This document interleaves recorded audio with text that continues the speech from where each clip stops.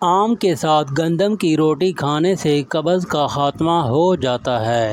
بستر پر سوتے وقت پانی کا چھینٹا مارنے سے دل کے دورے سے حفاظت ہوتی ہے۔ نہانے سے پہلے غیر ضروری بالوں پر سرسوں کا تیل لگانے سے شرمگاہ کی بدبو ختم ہو جاتی ہے۔ عصر کی نماز کے بعد سوتے رہنے سے بھولنے کی بیماری ہو جاتی ہے۔ عورت روزانہ سیڑھیاں چڑھتی اور اترتی ہے، اسے گھٹنوں کے درد کی شکایت کم ہوتی ہے۔ برف والا پانی پینے سے ٹانگوں میں درد کی شکایت ہوتی ہے۔ جو عورت الٹا ہو کر سوتی ہے اس کی چھاتی کی شیپ خراب ہو جاتی ہے۔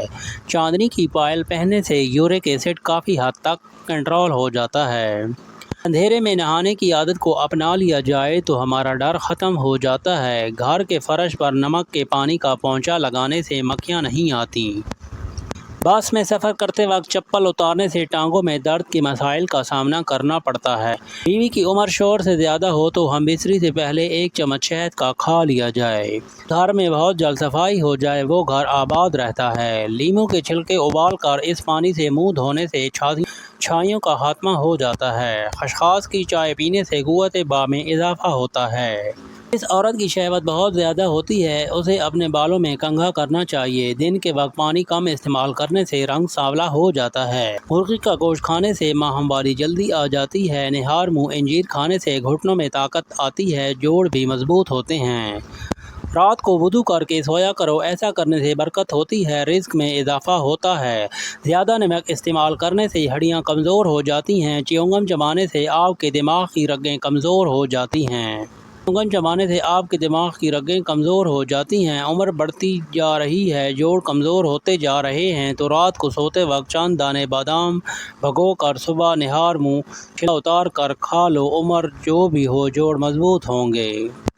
ڈنڈیریاں چوسنے سے دانت مضبوط ہوتے ہیں۔ جس عورت کی ٹانگیں موٹی ہو جائیں اسے 20 منٹ روزانہ چلنا چاہیے۔ گرمی میں کام کرنے والی خواتین کو چاہیے کہ کام کرتے وقت ڈھیلے کپڑے پہنیں ورنہ چھاتیوں میں ڈھیلا پن آ جاتا ہے۔ تیل لگا کر گھٹنوں پر باندھنے سے گھٹنوں کا درد غائب ہو جاتا ہے۔ جو عورت رات کو دیر سے سوتی ہے اس کی ٹانگیں وقت سے پہلے کمزور ہو جاتی ہیں۔